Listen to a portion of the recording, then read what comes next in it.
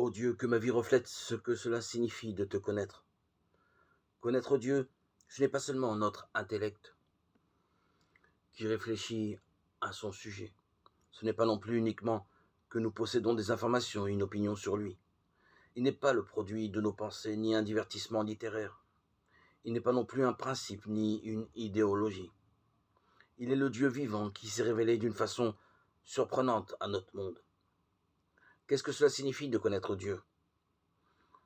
Au 8e siècle avant Jésus-Christ, Dieu chargea le prophète Osée de transmettre de sa part au peuple d'Israël des paroles dures et significatives.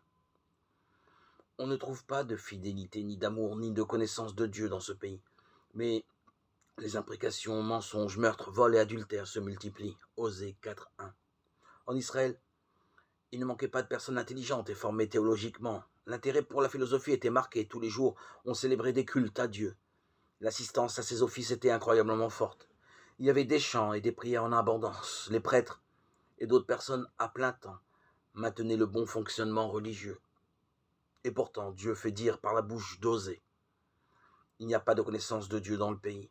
Cette constatation se rapportait en fait à la façon de vivre au quotidien du peuple d'Israël, car là où se pratiquent les imprécations, mensonges, meurtres, vols et adultères, il n'y a point de connaissance de Dieu. Il apparaît ici clairement que connaître, ce n'est pas seulement au niveau intellectuel. Israël le savait bien. En hébreu, le terme connaître couvre une signification beaucoup plus étendue que dans notre langue française. Ce qui est signifié, c'est une connaissance fondée sur une profonde communion de vie. Ce mot connaître est d'ailleurs aussi utilisé pour décrire l'acte sexuel. Ainsi Adam connut Ève, sa femme. Genèse 4,